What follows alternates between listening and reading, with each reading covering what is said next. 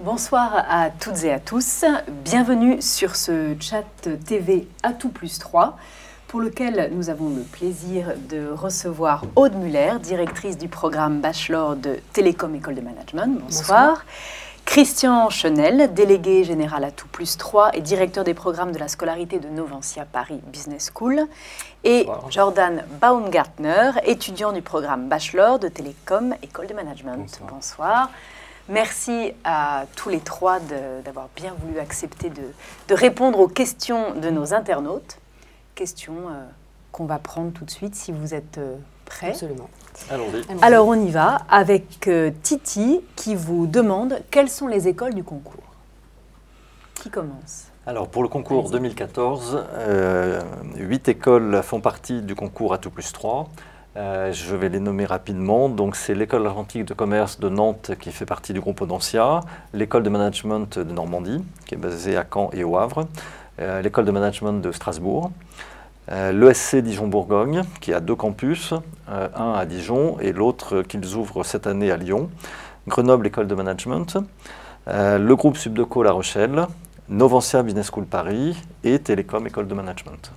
D'accord, qui est représenté doublement ce soir. Voilà. Je précise qu'Atout+3 est donc le concours commun à ces 8 grandes écoles de commerce et de management pour l'admission en première année de ce qu'on appelle les programmes Bachelor, donc qui sont des programmes plutôt généralistes en 3 ans après le bac. Donc ça permet de passer un concours pour les terminales qui vont passer le bac en fin d'année ou pour ceux qui ont déjà obtenu le bac pour leur permettre de rentrer donc à la rentrée prochaine, en septembre prochain, en première année de Bachelor.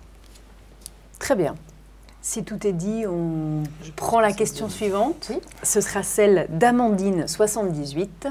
Comment on s'inscrit? Alors, toujours vous, allez-y. C'est notre délégation.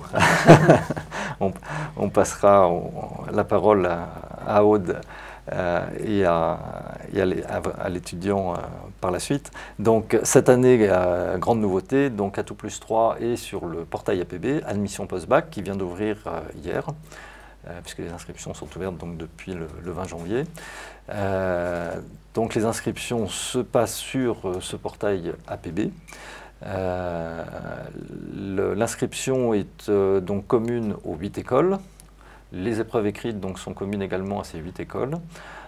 Et donc tout se passe sur le portail APB, en tout cas pour cette première inscription aux écrits.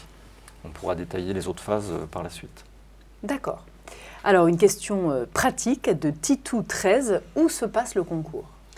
Alors, il y a différents centres d'écrit qui sont mis à disposition. La liste des centres d'écrit est disponible sur le site d'Atout+3, sur les brochures d'Atout+3 et probablement dans les brochures des écoles également. Donc, il y a différents centres qui permettent aux candidats de ne pas avoir à se déplacer nécessairement sur un seul centre de concours.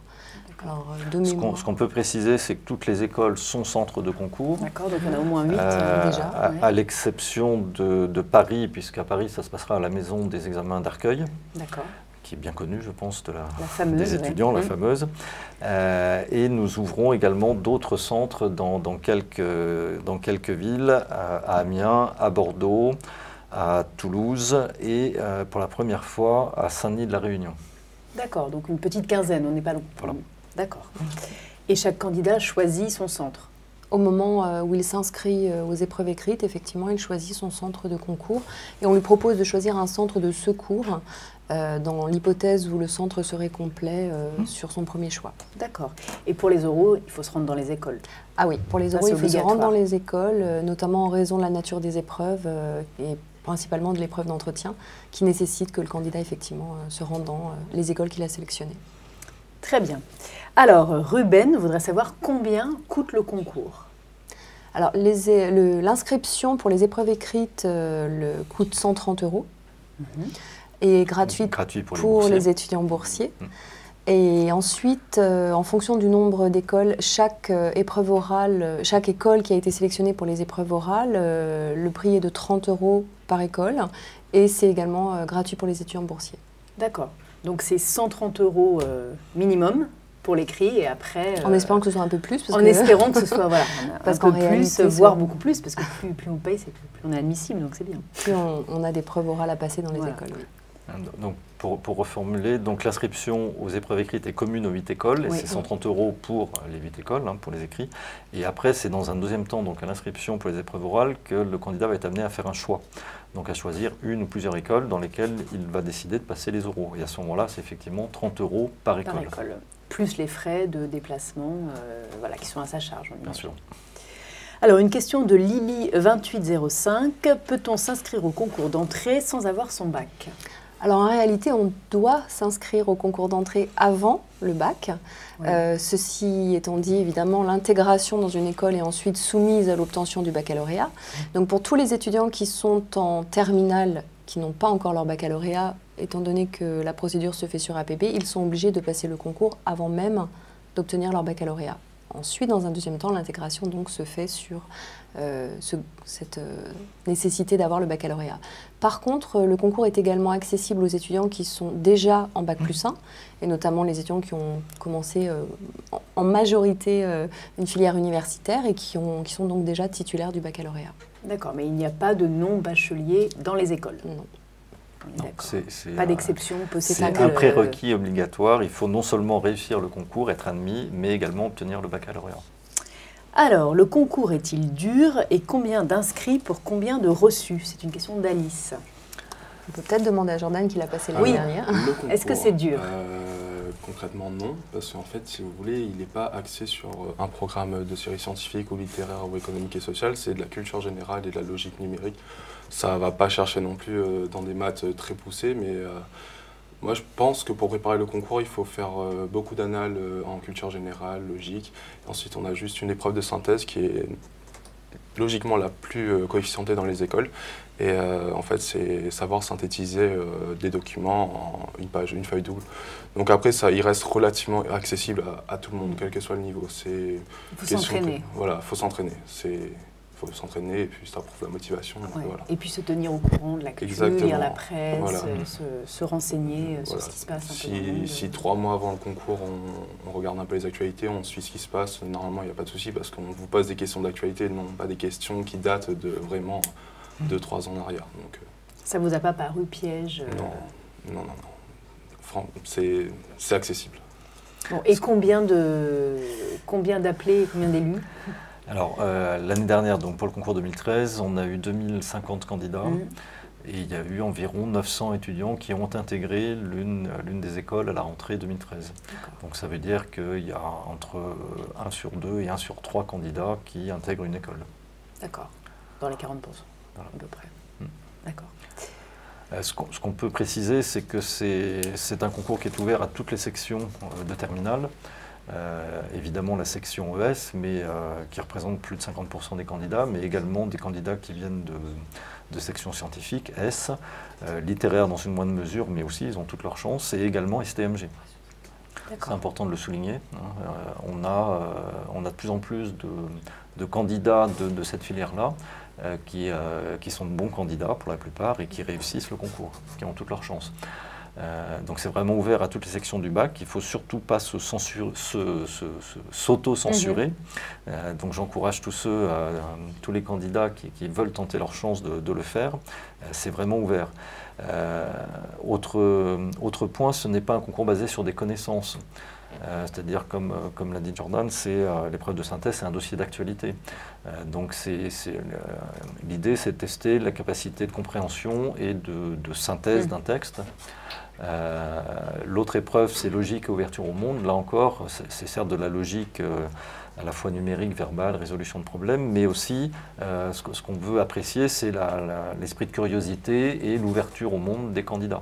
Donc pas de bachotage, on s'entraîne, mais on n'a pas besoin de se farcir la tête de connaissances. Non, le baccalauréat s'en charge très bien, donc il n'y aurait pas de sens en fait à refaire passer des épreuves de connaissances. On souhaite vraiment tester effectivement certaines capacités. Moi, je voulais juste rajouter quelque chose concernant l'accès à ce concours. Effectivement, donc toutes les filières du bac général, mais également de filières professionnelles, puisque, alors nous, on a eu le plaisir cette année d'accueillir une étudiante, enfin une lycéenne qui venait de filières professionnelles. Ce sont souvent des étudiants qui n'osent pas, qui pensent qu'ils n'ont pas le niveau. On l'a dit, c'est vraiment basé sur énormément de motivation aussi. Donc, quand un candidat est motivé, qu'il a envie d'essayer d'entrer en école de commerce, c'est accessible. Et après, elle suit sans problème.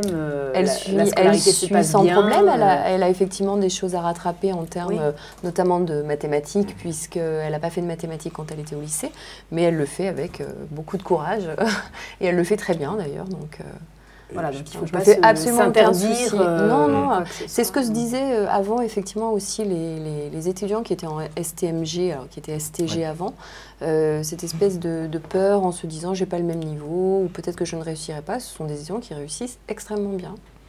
Exactement, et si je peux rebondir sur ce que Mme Muller vient de dire, ce qui est bien en bachelor, contrairement aux universités, c'est qu'on a des profs qui sont à l'écoute, et si on est perdu dans une matière, par exemple pour les bacs pro, perdu en maths ou quoi que ce soit, le prof il nous aide individuellement à rattraper nos lacunes. Donc, vous n'êtes pas noyé dans la masse. On n'est pas noyé, exactement. Ça reste à taille humaine. D'accord. Alors, une question pour vous encore, Jordan, question de Sophie.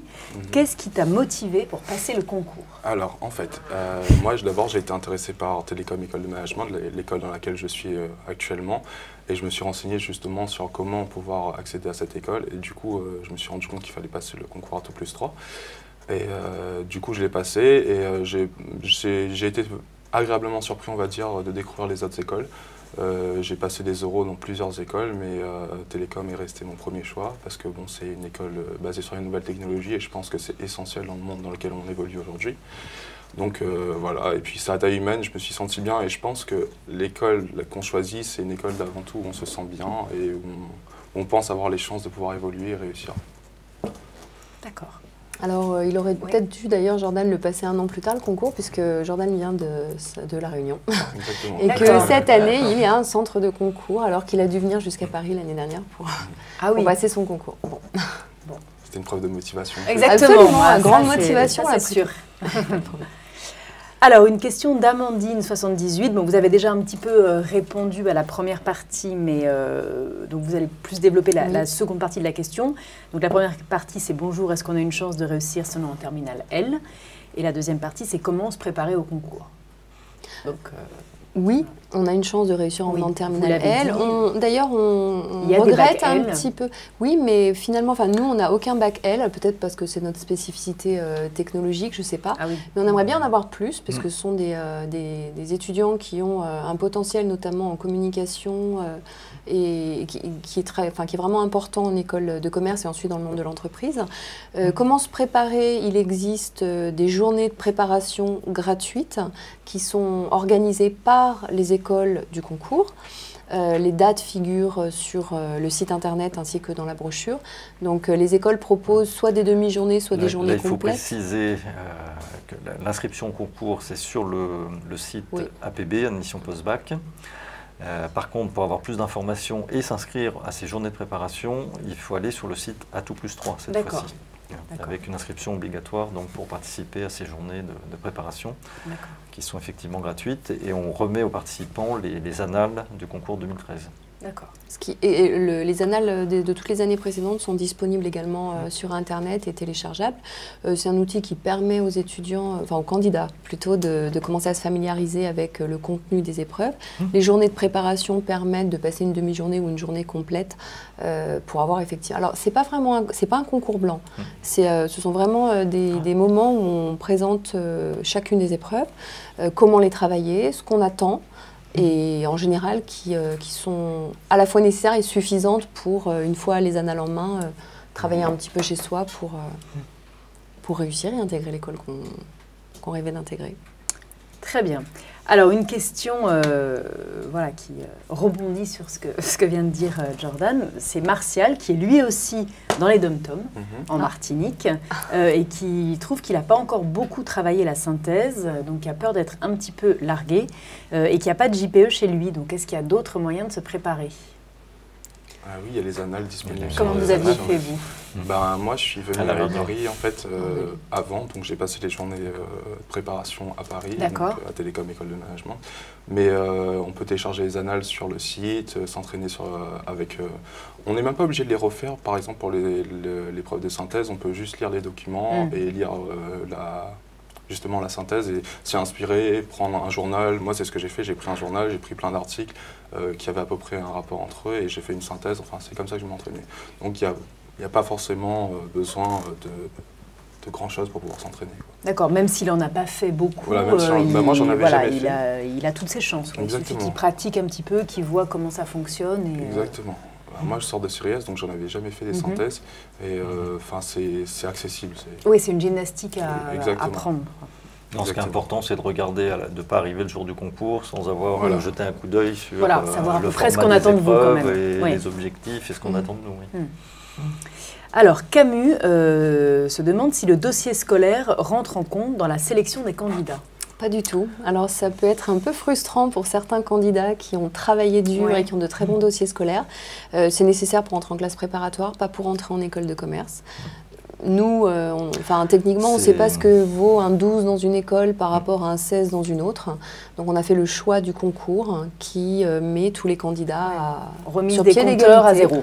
Voilà. C'est un peu antinomique avec le principe du concours qui met tout le monde à égalité sur les mêmes épreuves pour tout le monde en même temps, en temps limité. Et c'est un peu antinomique avec le dossier scolaire. Donc vous n'y avez même pas accès au dossier scolaire? Non. Bon, voilà, donc ça répond en bien ou en mal, je ne sais pas, à la question. En général, en bien, on se rend compte qu'il y a pas mal de candidats qui disent ouf, ce que j'ai pu faire en seconde ou en première n'impactera pas ma chance d'intégrer l'école. Voilà, il faut juste avoir son bac et réussir les concours, ce qui est déjà pas mal. Alors, Alexandre, est-il possible de passer ce concours après 2 années de prépa ou est-ce un autre concours? Alors théoriquement, c'est évidemment possible, mais quand on a fait 2 années de prépa, on passe le concours post-prépa. Oui, qui est un autre concours. Qui est un autre concours spécialement pour les élèves des classes préparatoires. Donc c'est soit le concours de la BCE, qui est commun à au moins 25 grandes écoles, ou Écricom, qui est l'autre concours. Et qui permet d'intégrer le programme grande école, donc d'obtenir un master en management. Enfin, il me semble que ça n'aurait pas énormément de sens, à moins que ce soit un candidat qui a vraiment peur de ne réussir aucune école. C'est ça, dans quel cas ça pourrait être recommandé de ce serait un peu dommage, en fait. C'est quelqu'un qui abandonne en première année de classe prépa parce que... Oui, qui ne va pas au bout des 2 ans, mais s'il a fini ses 2 ans... C'est la même chose qu'un étudiant en première année de l'université qui veut se réorienter en cours d'année et qui à ce moment-là peut passer le concours. Peut-être qu'il se dit que c'est plus facile, qu'il augmente ses chances. C'est quand même du temps. Je trouve que oui, mais enfin, quand on a déjà réussi une première année de classe préparatoire et qu'on s'investit dans une 2e année de classe préparatoire, on sait le travail que ça représente, on sait l'énergie que ça demande. Je trouve un petit peu dommage de se dire je vais préparer en parallèle un concours post-bac comme si je n'avais pas fait ces 2 années de classe préparatoire. Je dirais que là, c'est plutôt en termes de choix pour les jeunes qui sont en terminale à l'heure actuelle et qui s'interrogent, parce que justement, c'est maintenant qu'ils sont amenés à faire un choix de poursuite d'études dans le supérieur.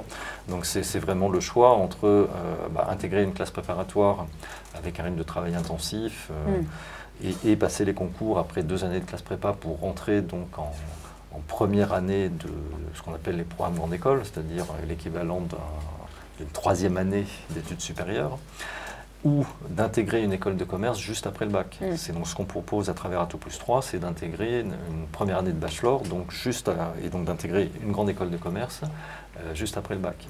C'est 2 choix complètement différents. L'intérêt d'intégrer un bachelor, c'est que vous êtes en école de commerce dès après le bac, vous bénéficiez donc du corps professoral, des moyens, des infrastructures des grandes écoles dès la première année. Vous bénéficiez de tous les atouts attachés à une grande école, c'est-à-dire la dimension entreprise. Donc c'est un programme pluridisciplinaire de haut niveau académique, mais en même temps, il y a une mise en œuvre sur le terrain, dans l'entreprise, à travers des stages ou de l'apprentissage, on pourra revenir là-dessus.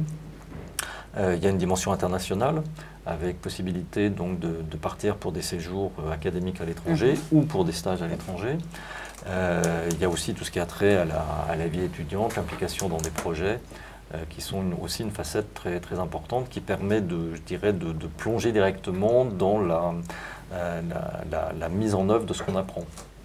Et donc de découvrir l'intérêt de ces 3 années de bachelor, c'est aussi de découvrir tous les fondamentaux de la gestion du management, mais aussi toutes les facettes de l'entreprise, les différentes fonctions, et pouvoir par la suite, pour ceux qui souhaitent poursuivre leurs études, faire un choix de spécialisation au niveau du master par la suite.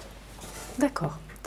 Alors, Polo, l'orthographe n'est pas mon fort. Est-ce très pénalisant à l'écrit? Je pense à l'épreuve de synthèse notamment. Ah, si c'est pas moi qui corrige, ce ne sera pas trop pénalisant. J'ai tendance à dire que ça dépendra du correcteur.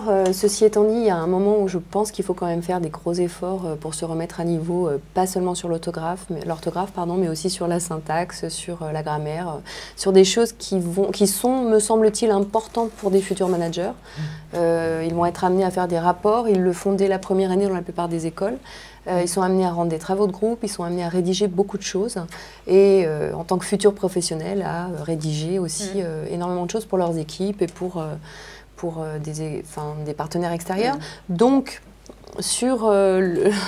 peut-être sur cette immédiate question qui est celle du concours, faire des efforts et ensuite garder en mémoire qu'il va falloir se pencher sur une remise à niveau éventuelle.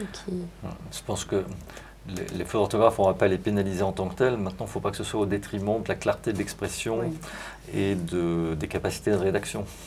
Oui, puis c'est une impression d'ensemble. Vous n'enlevez pas forcément un point à chaque faute, mais enfin, si vous en avez vu trop, il y a un moment où ça va forcément avoir des les conséquences. Correcteurs sont parfois des profs de français. Oui.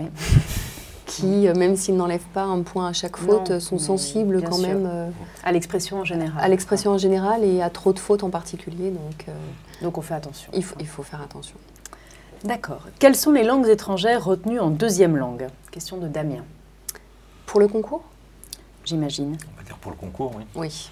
Alors déjà, on a parlé de l'épreuve de synthèse qui est en 2h30 donc pour le concours 2014, l'épreuve de logique ouverture au monde qui dure 1 heure sous forme de QCM, de questionnaire à réponse multiple. Et donc il y a une épreuve d'anglais à l'écrit, également obligatoire en 1 heure, sous forme de QCM toujours. L'idée c'est de tester donc les capacités en termes de compréhension, de vocabulaire, et de compréhension d'un texte. C'est la même chose pour donc l'épreuve de LV2 qui est également obligatoire, mais on ne prend en compte que les points au-dessus de la moyenne. Donc ce n'est pas pénalisant pour les candidats, ça ne pénalise pas, ça ne peut que leur apporter des points supplémentaires. Je souligne d'entrée de jeu. Mais il faut la passer quand même. Et il faut la passer quand même, c'est obligatoire. Et donc au concours 2014, le choix est entre l'espagnol, l'allemand, l'italien ou le chinois. D'accord. Qu'est-ce que vous aviez choisi, Jordan? L'allemand. C'est la langue de votre scolarité, j'imagine. Exactement, mais je compte peut-être en changer là pour justement à la suite du bachelor parce que je me suis rendu compte que je pêche un peu en allemand. Donc du coup, ce qui est bien, c'est qu'on a la possibilité de reprendre une nouvelle langue en tant que débutant. Donc vers l'espagnol plutôt. Voilà. Peut-être. Question indiscrète, ça vous avait rapporté des points au concours? L'allemand? Oui. Non. Ça vous en a pas fait perdre. Bon. Alors, comment se passent les entretiens et combien de temps ils durent? C'est une question très générale de Sophia. Alors, les entretiens... Alors, oui. Excuse-moi, mais d'abord préciser que dans un premier temps, donc, ce sont les épreuves écrites qu'on vient de décrire, c'est ce qu'on appelle la phase d'admissibilité. Donc, après les écrits, chaque école réunit ce qu'on appelle un jury d'admissibilité. Donc, chaque école a un jeu de coefficients différents, sans rentrer dans les détails, et arrête une barre d'admissibilité. Donc, arrête une liste de candidats admissibles. Et en fonction des résultats, ces candidats sont appelés donc, à s'inscrire aux oraux. Donc, l'oral n'est pas systématique. L'oral n'est pas systématique et c'est en fonction des résultats à l'écrit. Oui. Et donc après, il y a effectivement des épreuves orales. Voilà, donc le candidat qui aura fait la procédure d'inscription sur APB et qui aura passé les épreuves écrites va avoir en fait ensuite un résultat sous la forme d'appel à venir passer des épreuves orales. Donc s'il a de la chance ou s'il a très bien réussi son concours dans les 8 écoles, et sinon dans 2, 3, 4 écoles. Et l'inscription aux épreuves orales se passe sur le site Atout+3. D'accord. Voilà. Donc une fois qu'il viendra passer l'épreuve d'entretien, elle peut avoir des petites particularités d'une école à l'autre, hein, puisque chaque école va effectivement rechercher certaines choses dans ses candidats. Globalement, si on peut décrire ou résumer, elle dure en général entre 15 et 20 minutes. Je ne pense pas qu'il y ait d'écoles qui fassent des entretiens qui soient supérieurs à ça. Et l'entretien a pour objectif de déterminer non pas un profil type, parce qu'aucune école ne cherche un candidat qui est un profil type, on ne cherche pas à intégrer un seul type de profil en école de commerce, mais à apprendre à connaître la personne qui vient passer ce concours, quelle est sa motivation, pas nécessairement quel est son projet de professionnel, parce que ce sont des candidats qui ont 18, 19 ans, ils n'ont pas de projet professionnel, c'est trop tôt, mais au moins quel est son projet d'études dans l'immédiat, en quoi l'école pense qu'elle peut correspondre à ce projet de formation, et à détecter si il a le potentiel pour réussir dans l'école, s'y plaire, s'épanouir, qu'est-ce qu'il peut apporter aussi à l'école et au groupe. Donc c'est un jeu d'échange, de questions, de réponses pour permettre de détecter et de connaître ce candidat. Alors, même si effectivement c'est le cas le plus général, hein, quand on a 17, 18, 19 ans, de ne pas savoir très bien ce qu'on veut faire, il y en a qui ont une vocation et tant mieux pour eux, mais la plupart du temps c'est vrai qu'on est un peu perdu et qu'on ne sait pas très bien. Donc si on souhaite intégrer une école de commerce, c'est quand même qu'on pense se diriger a priori vers l'entreprise, vers au sens très large, le métier de la gestion, du management, les différentes fonctions de l'entreprise. Mais justement, le but des programmes bachelor que l'on propose, c'est d'aider, d'accompagner les étudiants pour leur faire découvrir, donc, comme je disais précédemment, les différentes facettes et différents métiers auxquels prépare l'entreprise, et de les amener à faire un choix de spécialisation par la suite, en toute connaissance de cause. Et donc de construire petit à petit, tout au long de ces 3 ans, à travers diverses expériences, leurs projets à la fois personnels et professionnels. Et on est là donc aussi pour les accompagner et les faire mûrir petit à petit. Une fois qu'ils ont réussi l'épreuve d'entretien. Je voulais aussi ajouter quelque chose. L'épreuve d'entretien peut avoir aussi une autre fonction pour l'école. On sait que l'orientation post-bac est compliquée, qu'elle est difficile et que dans certaines filières, il y a énormément d'étudiants qui se trompent, en tout cas sur la filière qu'ils choisissent. L'épreuve d'entretien permet de vraiment détecter si la motivation déjà est présente, ce qui est très très important dans son choix d'études. Et alors selon les écoles, les retours qu'on a, c'est que l'erreur d'orientation est beaucoup plus faible en école de commerce, en programme bachelor, qu'à l'université par exemple.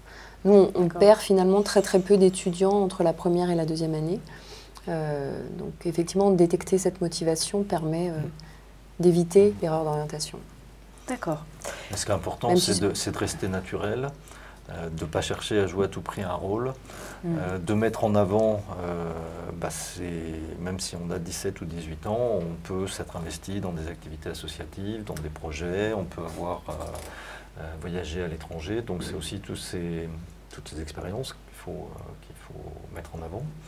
Et effectivement, un candidat qui vient dans une école et qui n'a absolument pas regardé le programme du bachelor que propose l'école, il vaut mieux jeter un coup d'œil et se renseigner un petit peu à l'avance.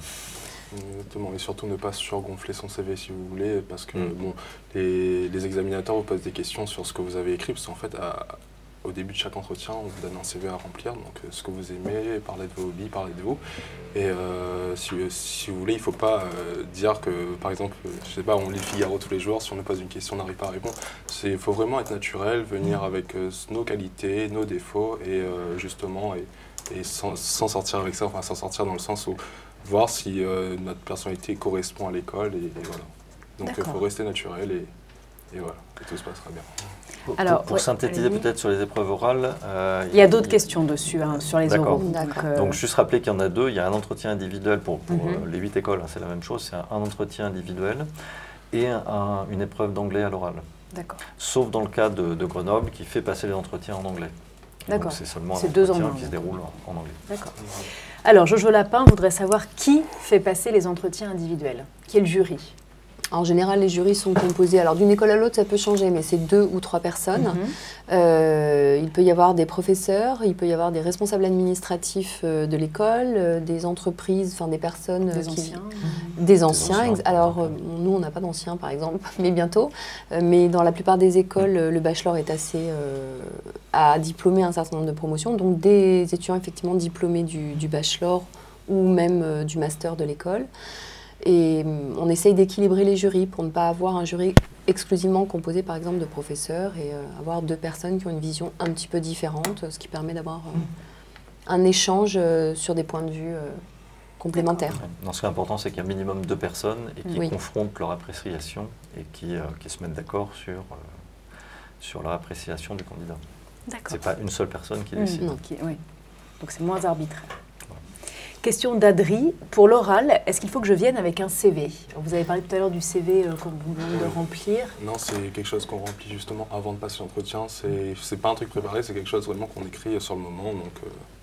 Donc on vient sans CV. Exactement, sans CV. On peut venir avec un CV pour s'aider si on veut. C'est encore mieux de venir avec. Hein. Exactement, c'est sûr. Oui, on peut. C'est sûr, mais... Mais vous pouvez le donner ou... En fait, les écoles, en général, produisent ou donnent un CV spécifique qui récapitule un certain nombre de questions. Donc, un candidat qui serait venu avec son propre CV va compléter ce CV spécifique qui est différent d'une école à l'autre. Et l'entretien démarrera sur la base, effectivement, de ce CV spécifique qui est un petit prétexte pour... Enfin, c'est pas un prétexte, mais c'est un support plutôt pour démarrer l'entretien. D'accord. Alors, tous les oraux se passent de la même manière. Je pense surtout au temps de préparation. Et vous allez juger quels aspects? Question d'Oster. Tous les oraux se passent de la même façon. Je vous lis la question telle qu'elle arrive. Voilà. Non, enfin moi je dirais que oui, oui et non. Voilà, on va être un petit peu...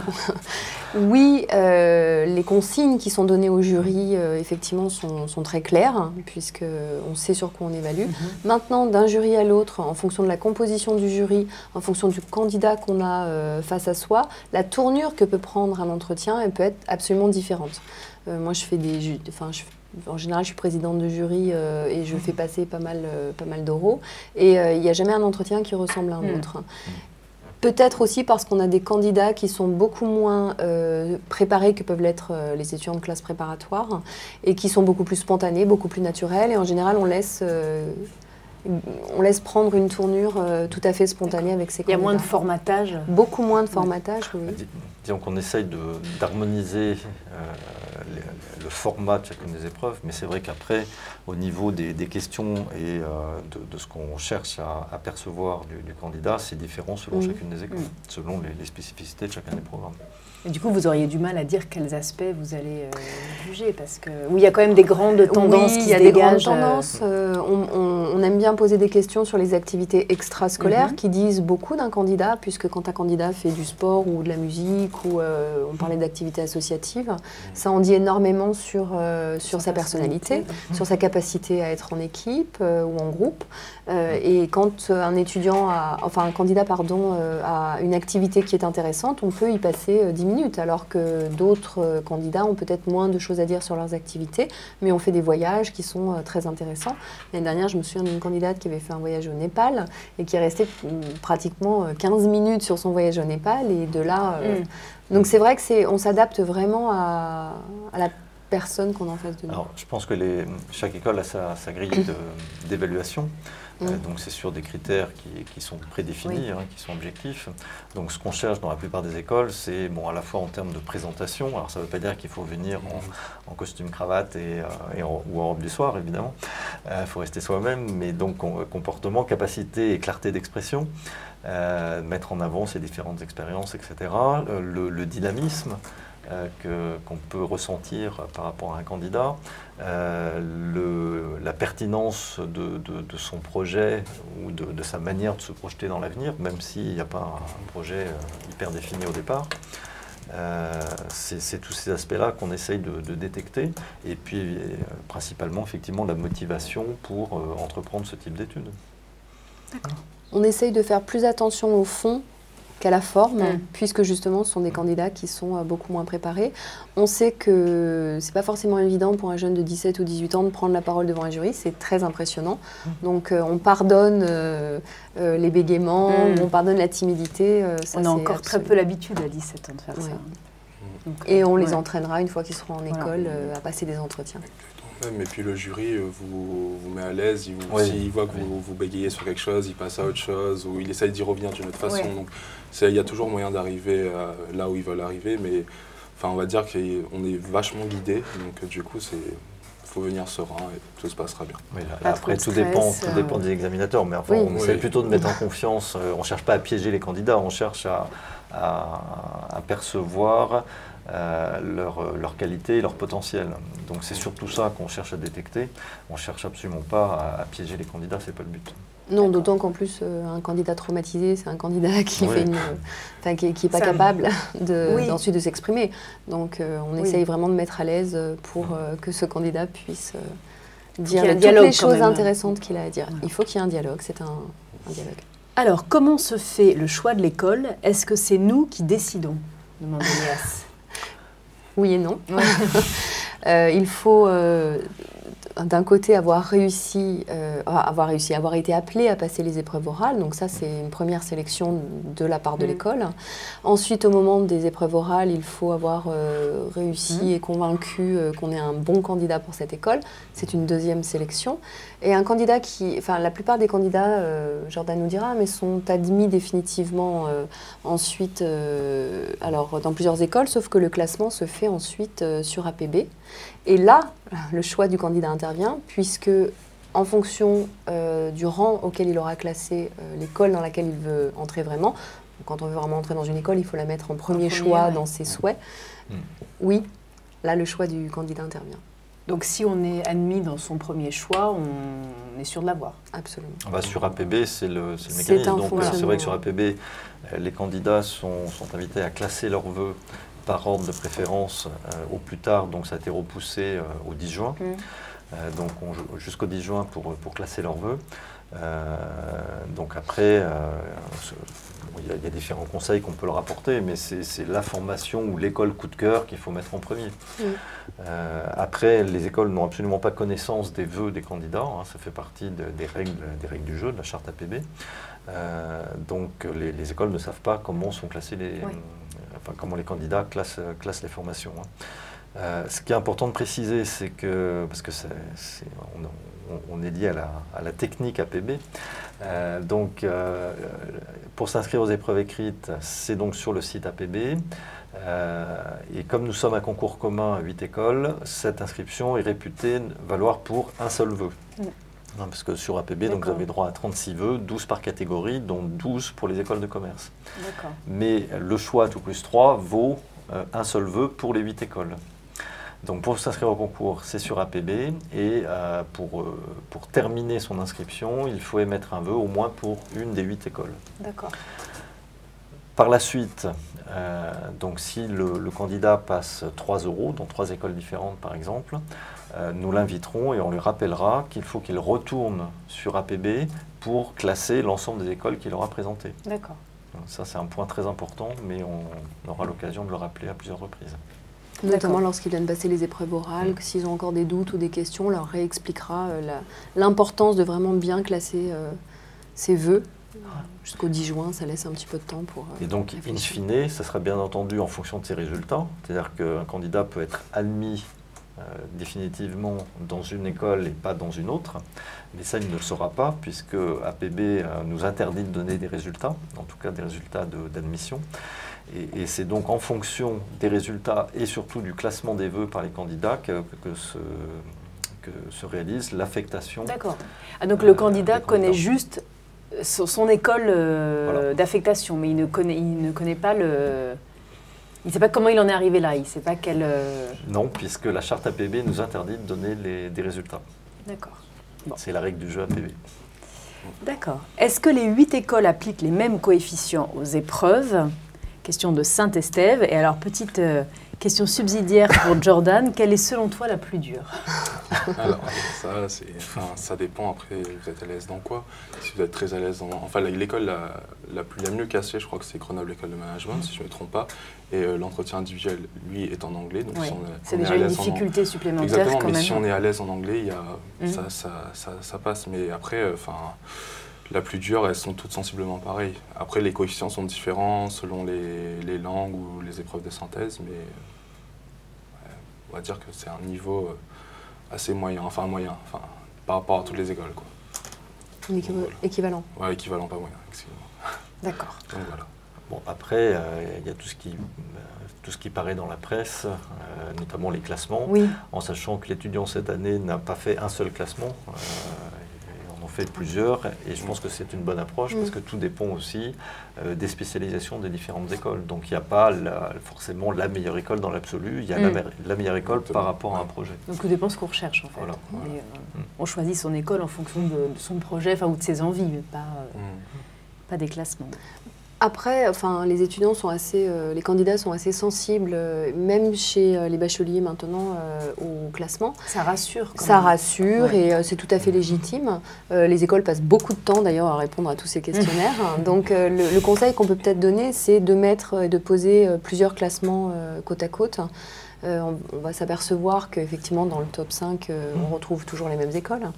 Mais ça peut être quand même assez variable ensuite dans les écoles qui sont entre, j'allais dire, la 6e, 7e position et la 20e. Et en fonction des classements et des critères, puisque c'est ce que disait M. Chenel, on va retrouver des petites variations. Donc, ce qui est surtout important de préciser, c'est que dans la plupart des classements, on retrouve toujours les 30 ou 40 grandes écoles, donc celles qui font partie de la conférence des grandes écoles, sur plus de 200 écoles de commerce en France. C'est important de le souligner. Donc dans les classements, il y a forcément les 30 ou 40 meilleures. Et les 8 elles sont toujours dans les classements. Font partie des grandes écoles membres de la conférence des grandes écoles. Ce qui est déjà un gage de qualité, voilà. tout à fait. En sachant qu'on répond à différents critères. On pourra rentrer dans le détail si les internautes le souhaitent. Toutes les écoles délivrent un diplôme visé par le ministère de l'Enseignement supérieur et de la Recherche, délivre par ailleurs ce qu'on appelle le grade de master, qui est un niveau de reconnaissance supérieur, donc à Bac plus 5. On peut aussi regarder les accréditations internationales. Donc il y a à la fois un système de reconnaissance au niveau national et international de plus en plus maintenant. D'accord. Alors, juste pour avoir une idée, question de Guillaume, combien de places au total sont ouvertes au concours cette année ?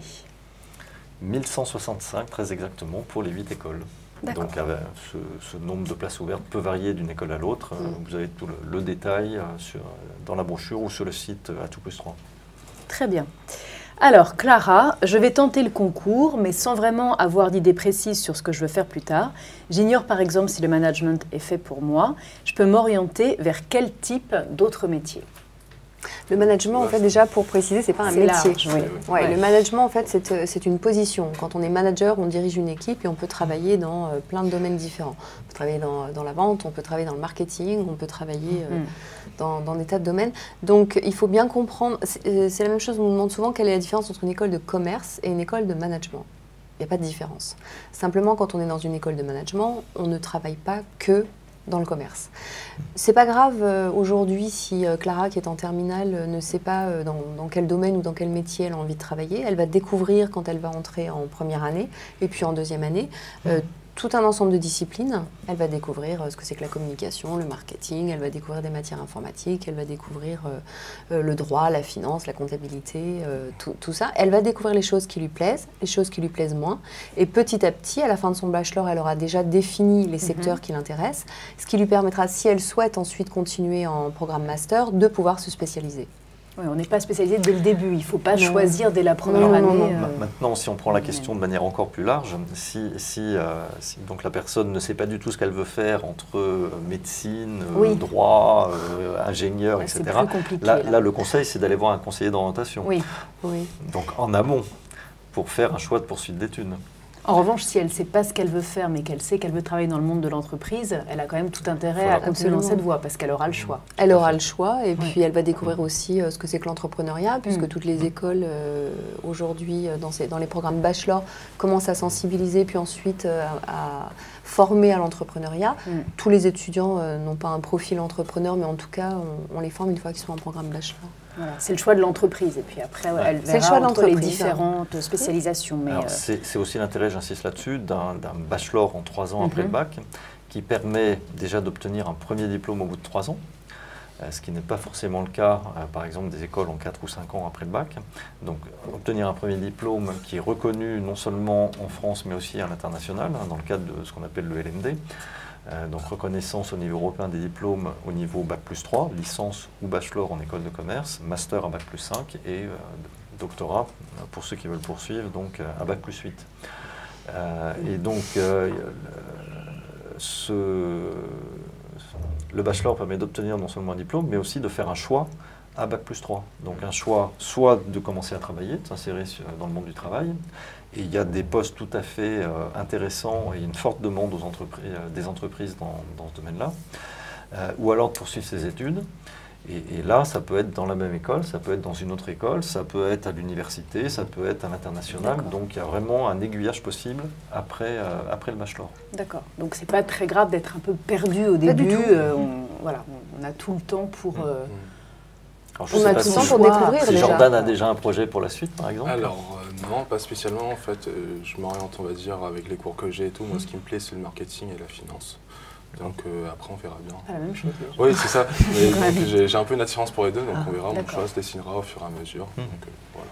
Et les stages sont là pour ça, d'ailleurs, pour leur permettre de découvrir petit à petit la réalité, d'ailleurs, d'une entreprise. Souvent, on se fait une idée d'un métier, mais voilà, qui n'est pas forcément vrai. Non, on a beaucoup de candidats qui arrivent en disant « moi je veux travailler dans le marketing ». Alors en plus le marketing du luxe à un moment était toujours très à la mode.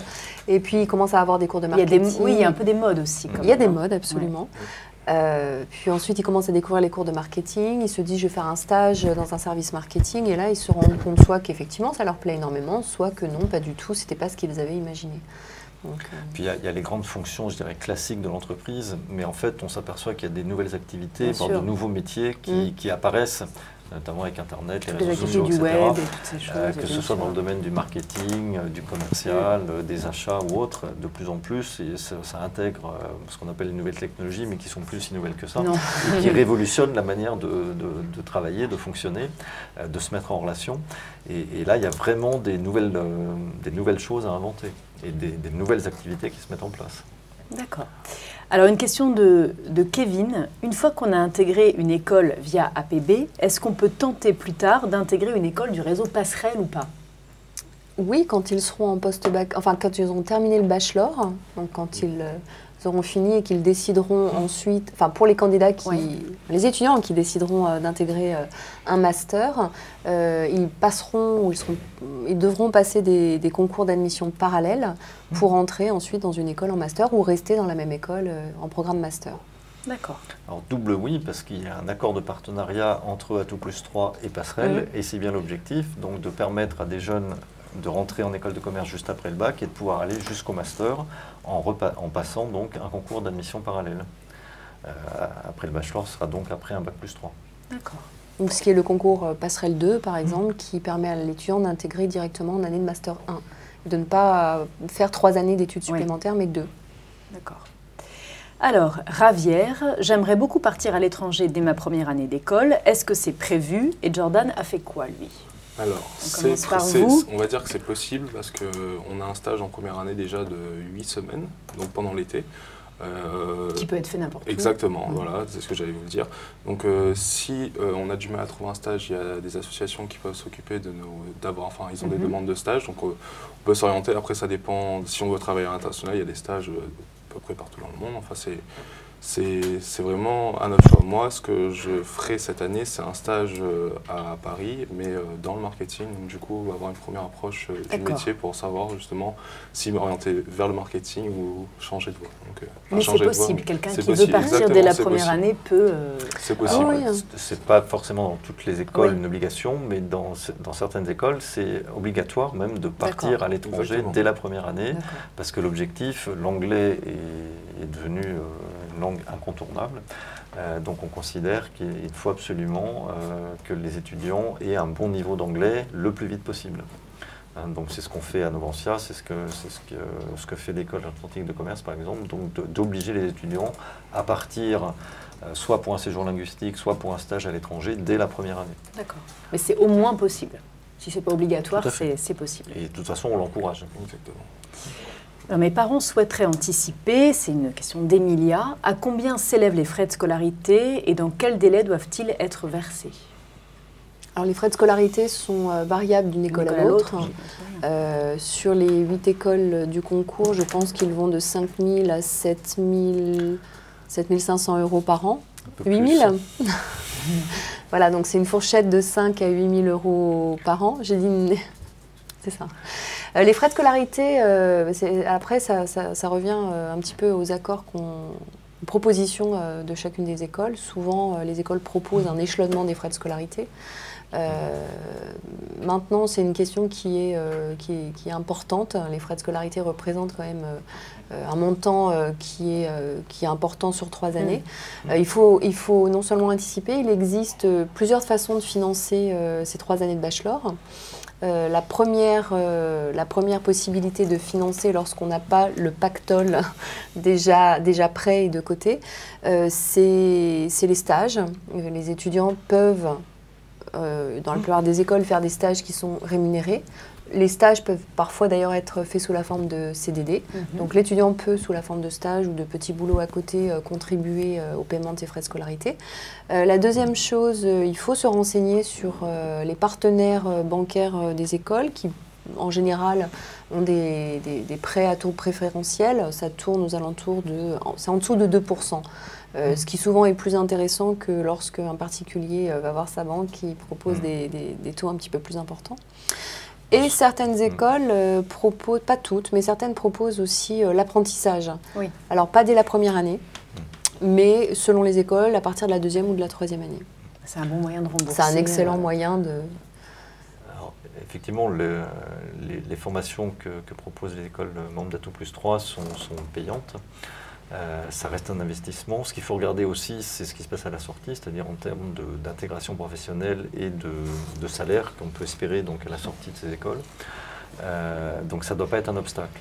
En complément de ce qu'a dit Aude, on accueille aussi de plus en plus de boursiers. Alors c'est la question suivante, justement. Donc, voilà. on accueille des boursiers et en complément de ces bourses, la plupart des écoles ont mis en place des bourses internes sous forme généralement d'exonération partielle de frais de scolarité. Donc sur critères sociaux, c'est-à-dire qu'on regarde au cas par cas la situation des étudiants et de leurs familles. Et donc on tient compte de cette situation et dans les cas les plus difficiles, on accorde, si on cumule bourse et exonération de frais de scolarité, ça peut représenter la quasi-totalité des frais de scolarité. Parallèlement à ça, donc au-delà de 10 possibilités de prêt bancaire et aussi donc stage, apprentissage ou autres dispositifs qui permettent de financer les études.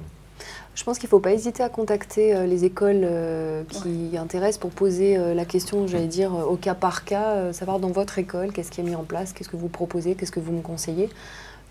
On n'est jamais tellement partisan de proposer des gros prêts bancaires. L'étudiant va devoir ensuite les rembourser lorsqu'il travaillera. Et il existe pas mal d'alternatives et d'autres possibilités que le prêt bancaire qui peut venir simplement en complément et non pas sur la totalité de la somme. Donc il ne faut vraiment pas hésiter à contacter les écoles. Alors, question de Nico, est-ce que c'est vous qui nous aidez, donc nous les étudiants, à trouver les stages ou est-ce qu'on se débrouille tout seul? Alors, il y a justement la partie où on se débrouille tout seul. Donc si par exemple on connaît quelqu'un qui travaille dans une entreprise qui nous intéresse, justement là on se débrouille tout seul. Mais après c'est Alumni, c'est l'association des anciens, je crois, qui a créé un site où tous les anciens de l'école déjà peuvent publier des offres de stage. Et justement, dans différents secteurs, donc ça aide à trouver un stage si vraiment on connaît personne qui travaille dans une entreprise ou autre. Oui, et puis dans les écoles, il y a des services qui sont dédiés justement à l'accompagnement des étudiants, service stage, carrière center. L'idée d'une école, c'est pas de donner le stage, c'est vraiment d'aider l'étudiant à être capable de savoir comment on fait pour chercher un stage, pour se présenter à un entretien, comment on envoie un CV, une lettre de motivation. Il est évident qu'on a des réseaux d'anciens, toutes les grandes écoles de commerce ont un réseau. Et ensuite des annonces qui arrivent par le biais des anciens, par le biais des entreprises qui ont l'habitude de chercher des stagiaires chez nous. Oui.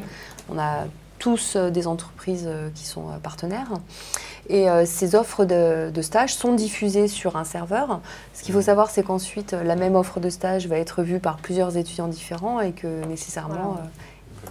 il faut savoir se présenter ensuite. Oui, il faut être autonome quand même. Il faut être autonome et puis il faut être actif. Nous, on les pousse aussi à ne pas chercher que sur ces annonces internes, mais à chercher aussi à l'extérieur. Je crois que c'est un des atouts des écoles de commerce, d'être très proche des entreprises. Donc souvent, elles dépendent de chambres de commerce, donc avec un réseau très important d'entreprises partenaires. Et on est là aussi pour accompagner, aider les étudiants, mais c'est eux-mêmes qui doivent faire la démarche, qui doivent faire la recherche. Ça ne tombe pas tout cuit. D'accord. Et c'est important, ça fait partie de ce qu'on appelle la pédagogie active. C'est-à-dire qu'il faut que l'étudiant, que ce soit au niveau des cours, des projets ou des stages ou de l'apprentissage, soit acteur de sa propre formation, se prenne en charge et fasse lui-même les démarches. D'accord. Alors une dernière question sur un point important de la vie en école de commerce, la vie associative. Alors question de Miles, est-ce qu'on peut participer à autant d'associations que l'on veut?